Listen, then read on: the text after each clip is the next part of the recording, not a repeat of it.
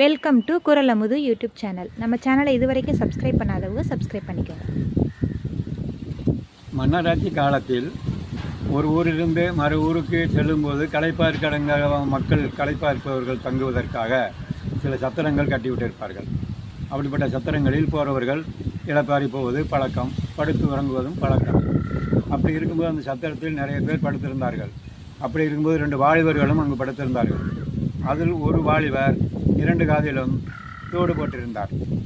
அப்படி போட்டிருக்கும்போது அதில் மேல் காதில் இருந்த தோட்டை மற்றொரு வாலிபர் கலட்டி அவரும் அவருடைய எந்த காதிலிருந்து கட்டினாரோ அதே மாதிரி அவருடைய காதில் போட்டுக்கொண்டு அவர் தூங்குகிற போது இவர் விழித்து பார்க்குறார். அவருடைய தோடு ஒன்றை காணோம். அப்போ பக்கத்தில் இருக்கவனை பார்க்குறார், அவன் காதில் தோடு இருக்கிறது. இவன் தான் கலாண்டு விட்டான் என்று சொல்லி அவனை எழுப்பி, என் காதில் உள்ள தோட்டை காட்டி விட்டாயே, மரியாதையாக கொடு என்று கேட்க, அவன் இன்னொரு காதில் உள்ள தோட்டை